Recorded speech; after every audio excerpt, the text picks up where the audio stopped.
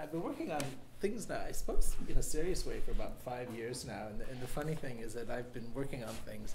I find myself moving more and more into the orbit of Bard Graduate Center. It's a really extraordinary experience. Yeah. So it's been a great joy. I feel like some sort of planetesimal that's been captured by the orbit of a shining star. And it's a great pleasure to come. So I'm really grateful for the invitation and grateful that all of you have come out this evening.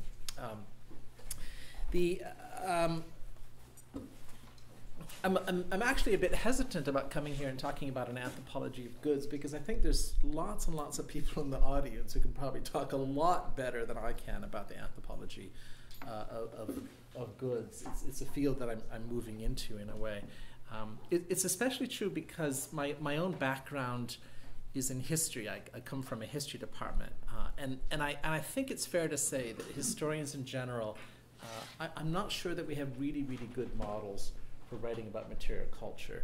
And I'll just describe one of the ones that is particularly prominent. It's certainly not the only one, it's certainly not the exclusive one, but a very, very common pattern is what I call the history of more stuff. And what that means, in a sense, is that the historian's task becomes a task of finding evidence that there is more and more material. And what it leads to is a secondary literature, that's densely strewn with metaphors of birth or origins. And you find literature that talks about the birth of consumer society or the origins of mass consumption. And I won't run through more of these metaphorical fields, but it's there in titles, it's there in chapter headings. It suffuses a lot of the writing that people do. And when birth metaphors are applied in this way, they tend to demand prehistories of emptiness and stasis. So I'll give you just a couple of examples here. So John Brewer and Roy Porter, for example, spoke of how the 18th century witnessed a transformation from the medieval void into a culture full of objects. And then in his great study of the birth of consumption in 18th century France, Daniel Roche explicitly compared the material scarcity of the Middle Ages to the bleak years of 1940, 1945, when all France suffered from poverty and want. So there's this whole medieval Nazi thing that makes us medievalists a little bit nervous and anxious. So when histories are written this way, they tend to highlight moments of takeoff. And I'm going to give you an example. This is something that we actually discuss in the book that Peter mentioned, Deep History, the Architecture of Past and Present. This is a very interesting pattern, this particular one in Clark's book. It's about rising income levels. This is a J-curve. It's what we call in this book one of the classic narratives of modernity. Namely, there's been a moment of takeoff. This Malthusian trap is we're in this moment of takeoff. Modernity is defined by that moment of takeoff. When this kind of J-curve, and it can work for anything, it works for population, it can work for carbon emissions, energy use, it works for all kinds of things. You see this J-curve around everywhere whenever conversations about modernity are taking place. So in studies of material culture, these J-curves tend to describe a transition from purely functional needs to luxury consumption. No one thinks that there's a void in the Middle Ages, but the idea is that, well, okay, there might have been stuff, but the point about that is that that's just functional stuff, and the takeoff, the sort of visual takeoff here, is the moment at which you move into a world of luxury consumption. So again, let me give you just one example of, as I'm casting on these aspersions on all my colleagues, I'll give you one example in this extraordinary book, Craig Muldrew, The Economy of Obligation. It's a very fascinating study of the impact of credit systems on habits of consumption in the 16th and early 17th century. He surveys 330 household inventories. And if you actually unpack the chapters in which he goes over this, it's really just about finding more stuff. He literally quantifies the stuff that he finds and says, in 1550, each household had an average of, I'm just making this up, 87 objects. And by 1600, it's 142. So it's this classic more stuff model. And then added on to that, when you look at his discussion, it's all about luxury objects. What are the luxury objects? Like the feather pillows that show up in households and things like that. So Muldrew wrote his study actually really explicitly as a critique of the 18th who think that the 18th century is when the takeoff happens. And he goes, no, no, no, no, it happened in the 16th century. And the question that arises, especially for medievalists like me, is whether you solve any problem by simply pushing a date back earlier. And I'm going to give you an example. I just pulled this together. This is I did a frequency study of the word luxury in articles and books in medieval studies. And again, this is relative to the total number of books and articles published across this period. You can see how, as this anxiety about the medieval voids developing among medievalists, their answer is to search for luxury. And when you go and search for luxury, naturally find it. So there's a lot of luxury that begins to show up, especially over the last decade or so. Like Muldrew, I'm working on inventories, and what I wanted to run through today is some of the work I've been doing with household inventories. And in particular, I'm going to be focusing on evidence from Marseille between about 1330 and 1450. I've collected 90 or 100 household inventories from this period. These are actually my 2 research sites. This is not to make you envious. And just to give you an example of what these look like, here's an example of an inventory page, and we're going to be talking a lot about this particular one. And here's another example of a very particular kind of inventory. This one has values. A lot of them don't actually have any values listed. This one does. So you see an example here. I've highlighted it down there. I've pulled out the extract, and then here's the translation. And Laurie down there supplied me actually with a cot that has silver buttons on it. So I wanted to give you an illustration of what the thing might actually look like. So these are the kinds of things that I've been looking at as I'm searching for material culture in this period. The records from Lucca are a little bit different. The records of debt recovery. So here's an example. What it is, it's a crier sergeant who, acting on behalf of a creditor, has seized objects from people's houses, brought them back to the court, and told the notary what he seized. And here's the translation.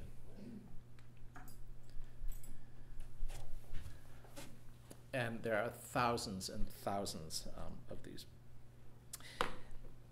So it seems to me that if we want to talk about material culture, we actually need to see and touch the stuff, which is why I've started right off the bat by giving you a sense of not only what the documents look like, but the text. Before I go any further, before I come back to my theme, as it were, I actually wanted to walk through a single inventory in its entirety, just because we really need to ground you in a household. All right? And you're welcome to raise your hands and ask me stuff as you go along. So again, I'm coming back to this one, which is going to be the leitmotif for this talk. It's an inventory, 1405. The man who's dead is Guillaume de Calvalon. It's requested by his wife, his widow, Marceleta. And here's a point which I probably won't have enough time to talk about, but the inventories are made by the people who have an interest in it. They are not made by court agents. They're made by people.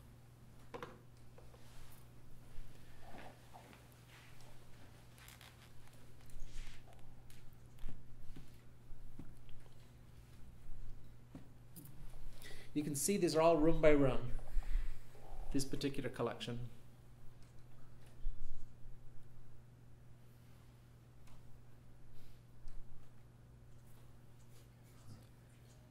This is the only Parrot Cage in Marseille.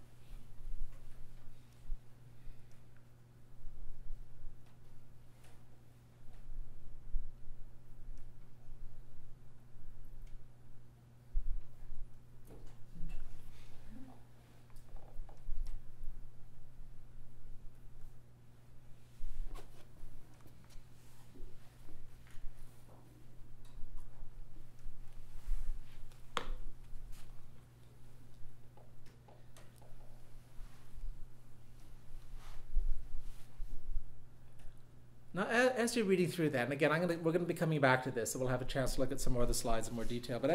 But I'm sure you noticed some luxurious objects in there. And these are the kinds of things that get pulled out and privileged in what I've been calling the histories of more stuff.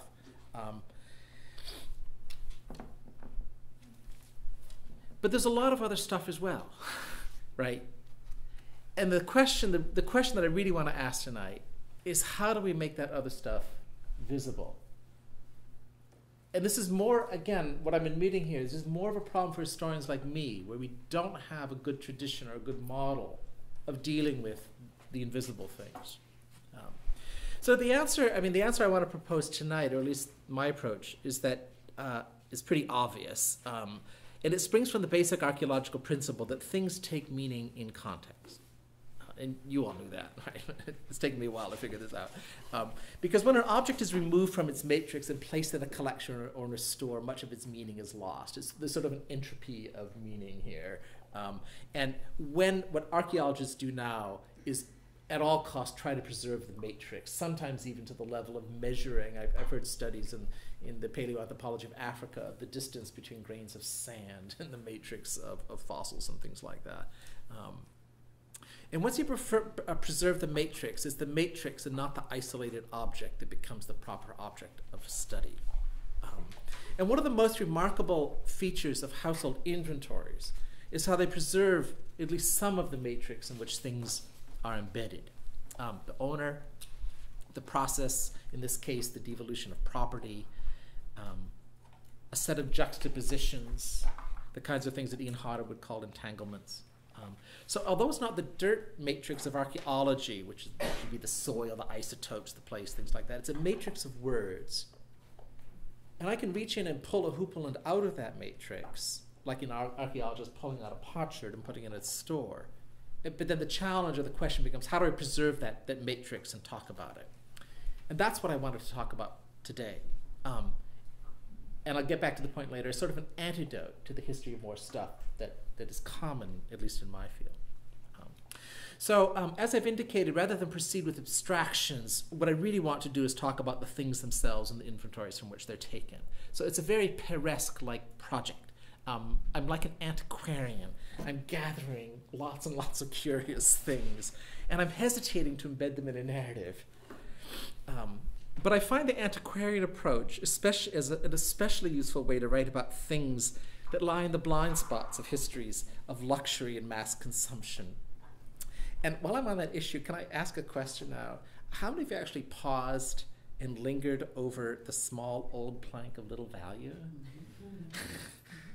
So there's a few, yeah. Because for some people, they would have skipped right by that and gone to the Hoople or the cloak.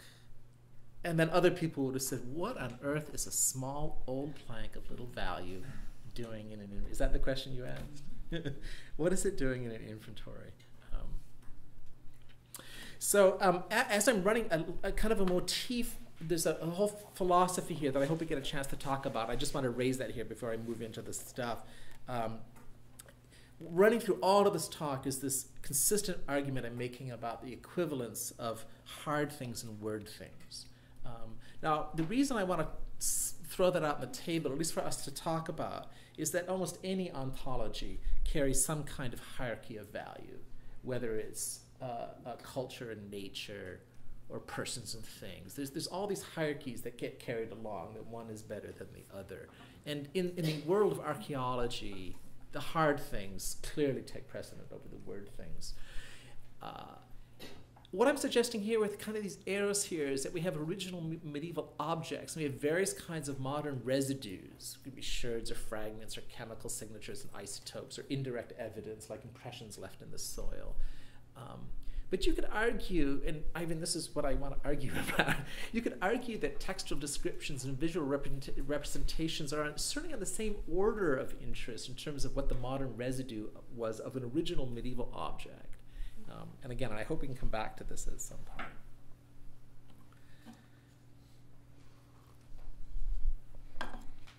The things that lie in the blind spots of inventories are actually clamoring for your attention.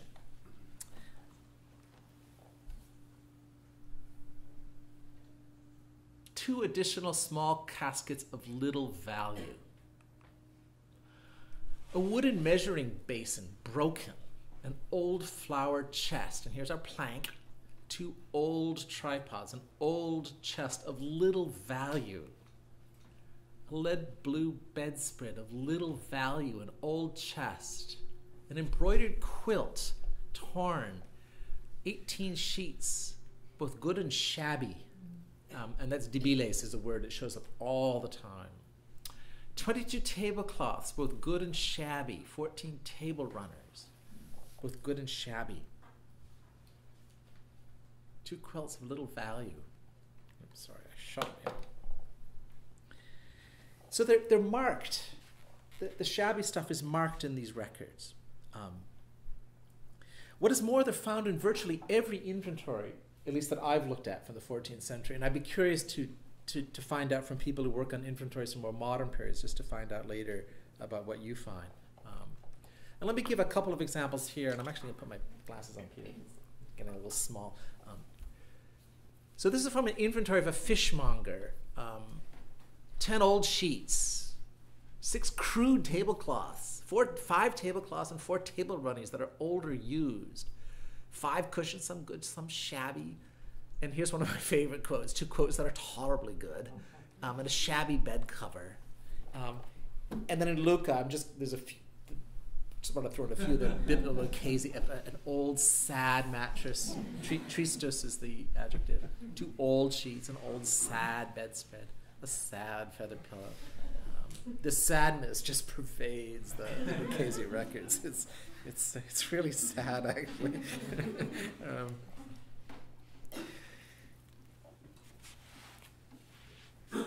So what do we make of this? Well, let me throw out a methodological point first and foremost. What's fascinating about the old and the shabby and the sad, one of the things it's telling you is giving you a sense of the granularity of the inventories themselves. They're getting down to a very, very fine detail because they're doing the really crappy stuff that has almost, in some cases, no value. The more important point, to get back to this argument that I'm making about matrix, is that we see striking juxtapositions of the good and the shabby. So in the kitchen, maybe we might expect to find shabby things in the kitchen, old broken things. Certainly in our own spaces, it's not uncommon. Actually, that's not true of modern spaces now, but you could easily imagine a situation where you had a nice room that had the good stuff in it, and the kitchen was where all the shabby stuff was located. But it's in the upstairs bedroom. This is the master bedroom with shabby stuff running through it. And again, this pattern runs across all the inventories.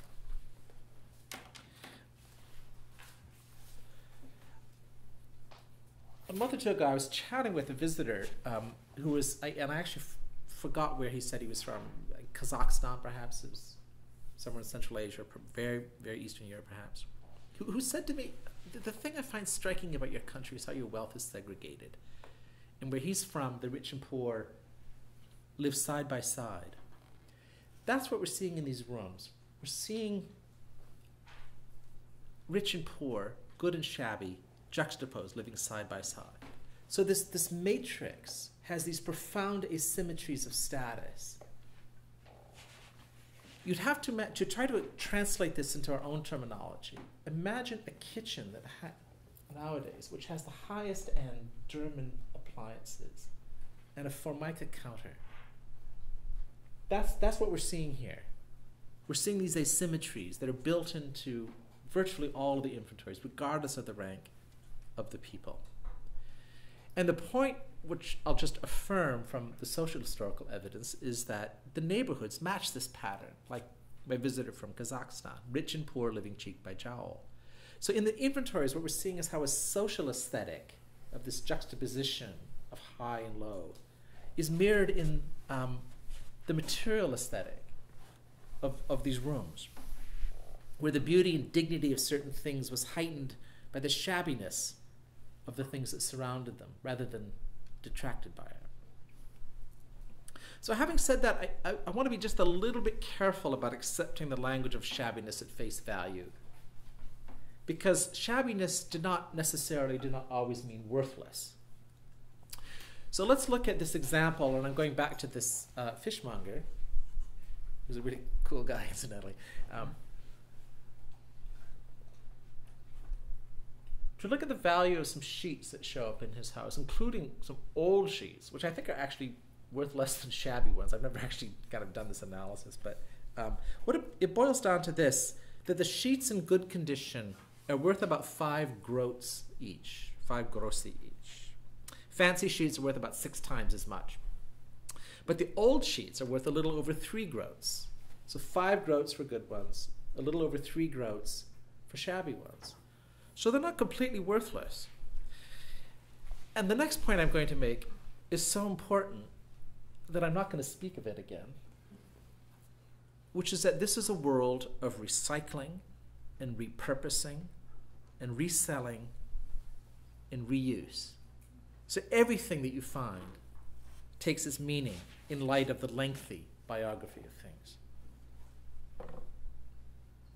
In the case of these sheets, they have so many uses, where the most obvious one is to make the paper from which that very record is written on.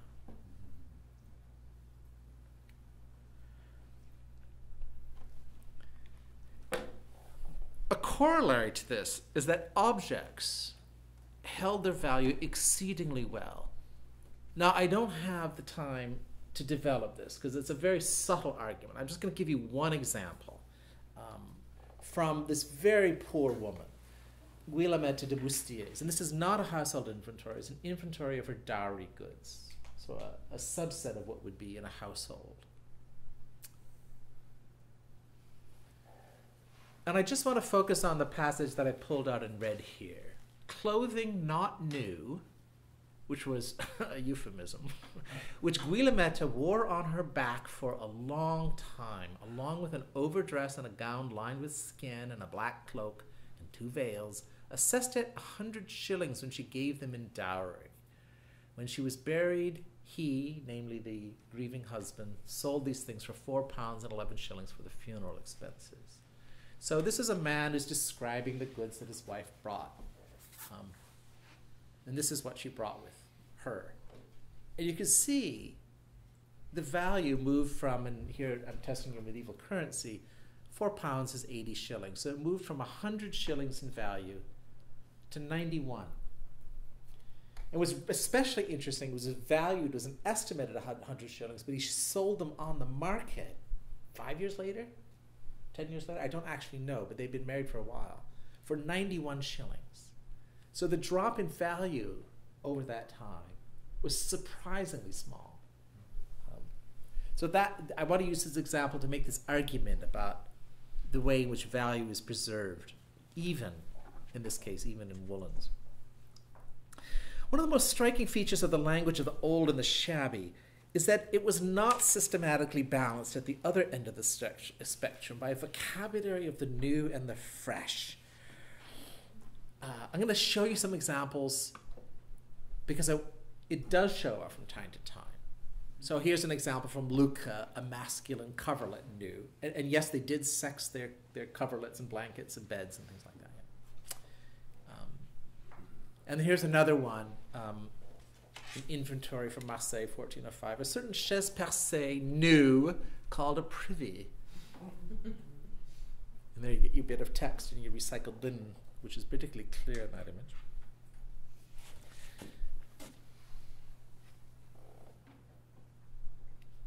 Now, it stands to reason, in a way, if you stop and think about it, why there isn't a very rich vocabulary of newness that balances the vocabulary of oldness and shabbiness.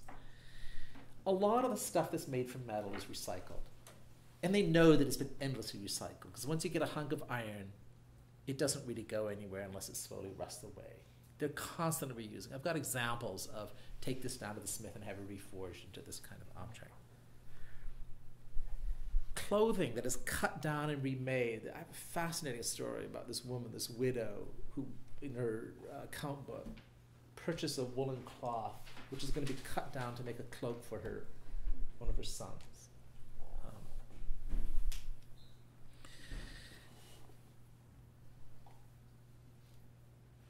Tablecloths are simply made from a bolt of linen that's standing in the corner.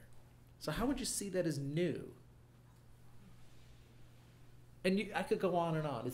You can see, once you start to appreciate production, you can see why there's not a language of newness, why it doesn't show up a lot. The most striking thing, and Laura, you can be terribly disappointed by this, but there's almost no awareness of fashion as something new or modern. So the Hoople, the chopa, which is non-existent in Marseille in 1350, is everywhere on the ground by 1410. You just see them absolutely everywhere. And Guillem, whose inventory we've been going through, he's one of the people, he's on the front edge of people who are acquiring Hoopelens. And you find them on ladies and gentlemen and children and servants, and they're made of woolens and silks and really cheap burrell cloth and stuff like that. They're certainly aware of fashion and style, but they don't call it new. There's never any context. And I'm not, to be fair, I'm not sure that there'd be a context with it being able to see it, and I admit that issue. But the relative absence of newness should focus our attention, I think, on the way in which we ourselves have come to notice newness or have been made aware of newness. Packages, boxes, bags, tags, labels, the scents that are artificially applied to clothing, to cars, all these things where newness has been manufactured in our world, where the newness is what's being sold to you. And you just don't see this. Which is why you just don't get this vocabulary of newness balancing the vocabulary of shabbiness. Now, this point about packaging raises another kind of blind spot. Now, and I've talked about the presence of the old and the shabby, but even more striking is the prominence of vessels and containers of innumerable descriptions. So let's begin at the very top. The house itself was a container. So here's a Jewish inventory. Abraham, the guardian of the children, reported that he had found the following goods, namely a house located in, and then it carries on for a while. And I couldn't resist listing the 4 first items because there's so many shabby things in there.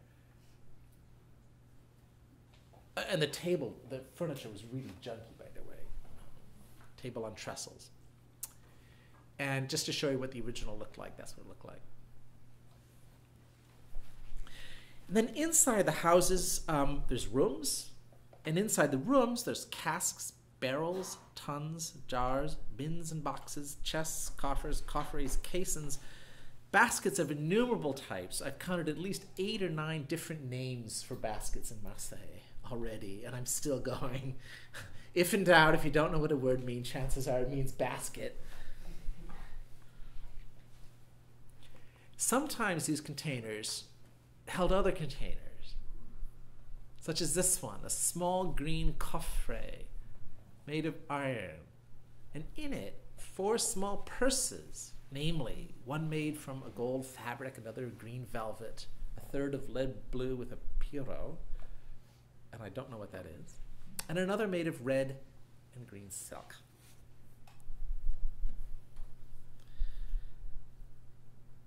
You can think of clothing, if you want, as a kind of container that is deflated by the absence of a body. So here is an example of an inventory of a chest that has clothing in it, where, again, it's a container with another container in it. But then there's no body inside the clothing. And I'm putting out these italics because I want you to help me tell me what the names are. Actually, this is Provençal, so you might be able to... Something red. Yeah, that's the best I've been able to get. So reading an inventory, in other words, is like opening up a Russian doll, except that it's a Russian doll that's pregnant with multiple babies, which each have their own. It kind of ramifies rather than the singular Russian doll effect. The other dimension, of course, are the household stores, and I couldn't resist the kind of economic history side of the stuff that I get to do, because these houses are filled with foodstuffs of all kinds.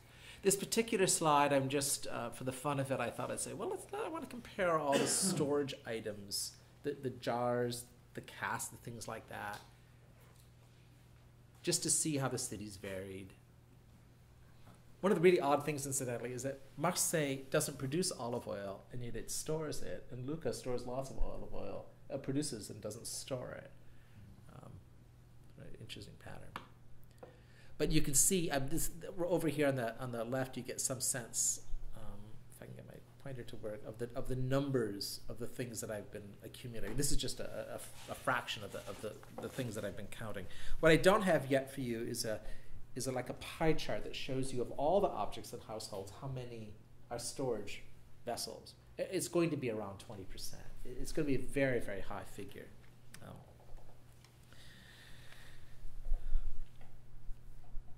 Many of the casks and jars and bins were full or half full of food, but just as many were empty. And one of the really, really striking things, which I promised not to talk about, and so I won't, but well, a little bit. In Lucca, one of the most common items of things taken in the course of debt recovery were empty storage vessels, which were carted off from people's houses and dragged off and sold at the market to repay a creditor. Once again, we're dealing with one of these interpretive blind spots. How do you make arguments about storage vessels, especially empty ones? We can do them for economic history, but what about the history of consumption or luxury? What would receptacles try to tell us in this kind of historical vein? Now, I'm not going to try to answer that. I've become utterly transfixed with the anthropology of storage vessels in Marseille and Lucca, and the room would empty out long before I got even halfway through this particular subject. So I'll just say a few words about this. At the most abstract level, medieval Latin Christendom was a world in which the habits of devotion were shot through with containment. Pyxes, monstrances, pilgrims' flasks for carrying holy water and holy oil. And at sites of saintly veneration, you'll find relics wrapped in linen or silk, placed in reliquaries, which are then placed in shrines, in churches. So I like to think of this as a habit of ordering that is echoed in the Russian doll-like matrices that we see that ordered households from top to bottom in these kind of chains of containment. At a more mundane level, the extraordinary importance of being able to store food is something we can't lose sight of. All human societies, indeed all animal societies, are defined by their ability to manage risk. Organisms have to develop buffers against risk, sort of zones of flexibility as risk, danger moves up and down. In the case of animals, it would be fat stores, it would be hoards of food that they might store. We do that too. Lots of us have perhaps too much fat on us, but we also have social capital, we have credit, we have charity, we have insurance, we have government programs, all kinds of things to buffer risk. Let's go back to the household of Guillaume and Marcelette de Cavellon. A lot of the inventories start in the storeroom with the casks of wine, and in Lucca with the millet and the wheat, the olive oil, all kinds of stuff that they're storing. Now maybe that's just because you pass through the penore as you're moving into the house, but it's not impossible. I mean, we need to be open to the idea that the pride of a household lay as much in its food stores as it did in its clothing, its linen, its ceramics, and its metal fine wares. In our world, wealth is advertised by the lack of body fat. And we have to remember that it's exactly the opposite before 1900. Where in this case, the house itself, these are its fat stores. This is what makes it beautiful. This is part of the aesthetic of the house. In economic history, there was a long tradition. Sorry, I back up. The prominence of storage raises the question of whether luxury items were themselves not a kind of storage. They're actually stored in exactly the same kinds of things as food are. There's a word scrinium, which means a bin or a strong box, which is used indiscriminately for flour and grain and for clothing. We have a container that's storing things, and the inventory doesn't make a distinction between whether it's food or whether it's clothing or even those purses and things that we looked at earlier. Now, in economic history, there's a long tradition of treating luxury goods as items of frivolous consumption. And Brodel drew our attention to the way that fashion could become an engine of production and consumption. But the Brodelian model, if you stop and think about it, doesn't deny the essential frivolity of fashion. He just says it's an economic engine. So here's the question. Were fancy hoopelins trimmed with buttons and lined with vair frivolous?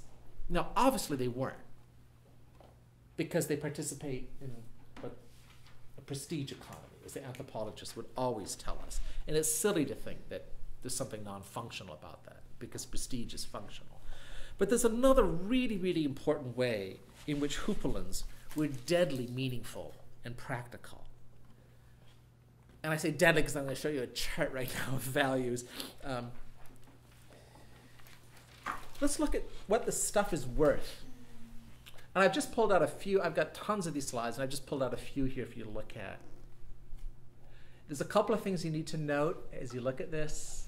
It's on a log scale, because otherwise I could never go from a fragment of a groat all the way up to 100 florins. So this thing is really, really stretched out in real space. And I've crunched it down by orders of magnitude on the left. And what this means is that a slave is worth about 50 florins, and a mule is worth a little under median, that's the triangle, a little under 10 florins, and a belt about the same as a mule, silver belt, and a hoopelin about 7 florins. Bed set's a little lower, and you can work your way down.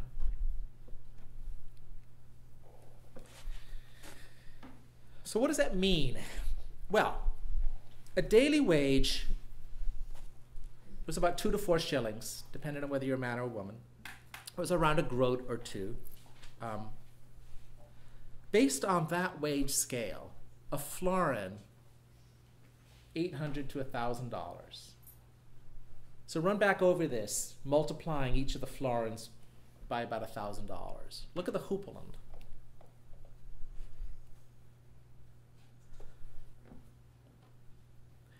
And let me give you an even more interesting comparison.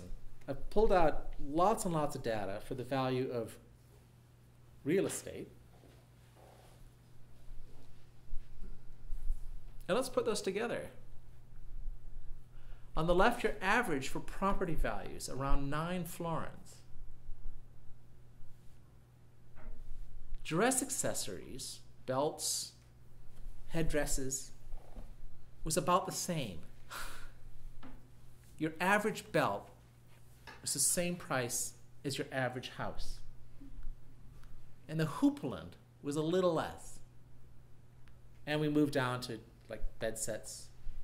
Cloaks, that's around 2 florins. Average for clothing is over a florin. A linen, the average for linens was a florin, $1,000. So as you think about that, you need to walk back through Guillem and Masaleta's house and multiply the objects by their values. So your hoopelin there is $7,000. Your cloak is, what did I say, about $2,000? And even though the sheets over there might be as little as 3 to 5 groats, notice what happens when you stack them up and multiply them. 20 florins, $20,000 just in that stack of sheets right there.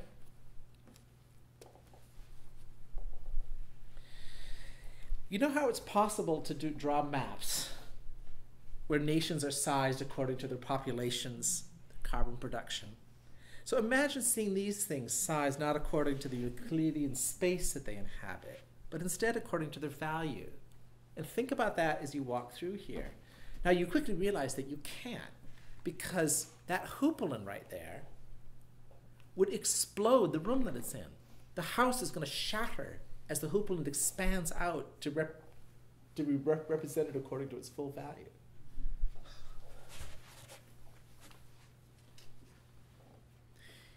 And I want to make this point about value a different way. And again, I'm throwing more data at you. But it's because this stuff was so hard to collect. I think I have to inflict it on you. But the question I'm asking myself in the next 2 slides is what proportion of total household wealth is found in this material culture? It's movable material culture. And that's on the right. And how much is found in its property? On the left, it's real estate. You can see there are some households which are only, where the only value is in material culture. Now, a point I have to make about this slide, and this is going to get a little complex, these are insolvent households. These are households that came from a record. These are households that are on the brink of bankruptcy. And in point of fact, we might have good reason to suspect that the material, that the movable things, are underrepresented because they've been flogged off to the pawnbroker to help pay the debt. So what about normal households? Well, there it is. And these are just ones that I pulled together, and I can do more of these. The ratio is typically 2 parts movable, 3 parts immovable. That's the ratio that's going on here. The movable stuff is worth more than all of the property, typically in households. What do we do with that information? The sheets, hooplets, cloaks, silver belts, all the stuff we've been looking at in these inventories, yeah, a lot of those, so at least some of those are acting as prestige goods, but they're simultaneously acting as stores of value in a world without banking. We can go back to that slide that I skipped over. Goods in pledge. Goods whose value has been liquidated as a household is facing a risk, a danger. So in our backyard we have, I live outside of Boston. We have squirrels and Cooper's hawks and a lot of animals in our backyard. And as they kind of move around, it struck me how they see everything around them as calorie packets. Well, not everything, but you know what I mean. Acorns, birdseed, Halloween pumpkins. We have squirrels that get inside our pumpkins and upside down. And for the hawks, it's small birds and chipmunks and, of course, squirrels. To understand the things we find in medieval households, or more to the point, to see those things as they would have seen them, I think we have to learn to look at the world as squirrels do, as where all of these things are packets of value in addition to everything else that they're doing. And a really important issue here, which I won't have time to get into, is the extraordinary capacity that everyone seems to have had for estimating quite accurately the value of this stuff. They look upon the world, and it looks like they're constantly estimating the value of the things that they see around them. So a key element here becomes the fungibility of that value. How do you liquidate the value that is stored up in things? Well, that brings us back to the part of the talk that I haven't been able to do and won't do, which is things like debt recovery, which is a way for coercing value out of objects. You seize objects from people's households, and you take them to the auction, and you sell them, and the value gets liquidated. But there's many, many more. I'd be happy to talk about these other methods that people have for liquidating the value stored up in objects. This is the point, Peter, we were talking about earlier, namely that as the stuff, the more that the stuff is moving around, the more that the barriers to liquidity are low, the more it's acting like coinage. It's acting like a coinage substitute in a world that doesn't have coinage. So going back to this household, you sort of need to see this stuff almost as if it's types of coinage that they know can be liquidated for the value that's embedded in it. Which raises another really important point, which is the instability of the social lives of these things. They don't sit tight in households, as you see here. They are moving in and out. And with certain kinds of goods, the velocity is relatively high. They're moving in and out. We don't have this stable possession in household. This is not how this world is thinking about its objects. So the circulation of goods in this world was a proxy for the circulation of value. And this in turn has a bearing on what I described earlier as the asymmetrical matrix of household wealth. That's this juxtaposition of the elegant and the shabby that I described to you. What we see in a lot of households is that our extraordinarily high investments in just a few objects. Even poor households, in Guilan and Masaleda, their household, I can assure you, was a relatively poor one, had very costly garments. Very costly garments. Why? Well, because you needed your clothing to advertise your creditworthiness. It was a key part of personhood and economic personhood in this world. But the other thing which we can't lose sight of is instant portability. This is a world that's accustomed to running away when things go bad. It's a very, very mobile world. Simultaneously, you have to have a range of pawn-worthy objects to handle the vagaries of the annual cycle. This is what's great about linen, because they come in these units. A florin, 2 florins, 3 florins. You can measure what you need to extract from them with considerable granularity.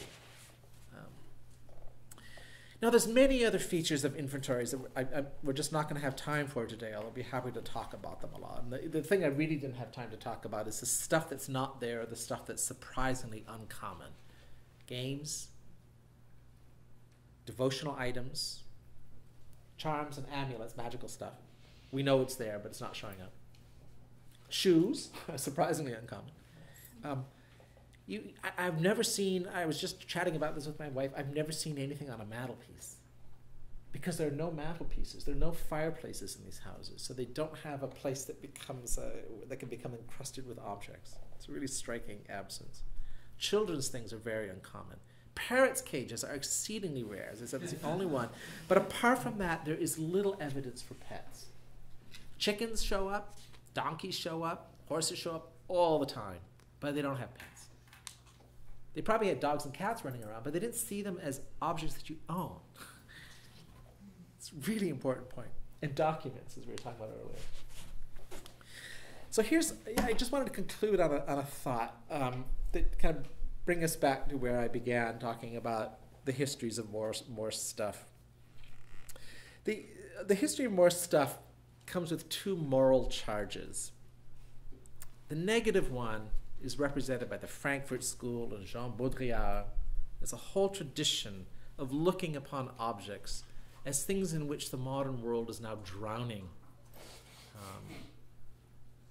in which people become pathological hoarders because of the incrustation of objects that swarm upon them. And there's a certain satisfaction to this because we can blame objects for climate change. That's the negative side. That's the moral charge of the history of Morse stuff. The positive side is Daniel Roche, where it's the elements of a good life that save us from the horrors of Paris in the 1940 to 45. The point that I want to make here is that both of these ways of looking that come from, if you adopt a stance of the history of Morse stuff, both of these turn on exactly the same question, which is who is the master and who is the slave in the relationship between persons and things. So both of them rely on a Western ontology that separates the person from the thing. Now, there are people here, I happen to know this for a fact, who are far more qualified than I am to talk about the ontology of persons and things. So all I want to say is that the matrix of things that I've discussed today was also a matrix of persons, even if I haven't talked about it. And rather than end on an analytic note, I just wanted to illustrate this point by closing with a final curious element of the kind of antiquarian's Wunderkammer that I've tried to put on display today. Read this text really closely.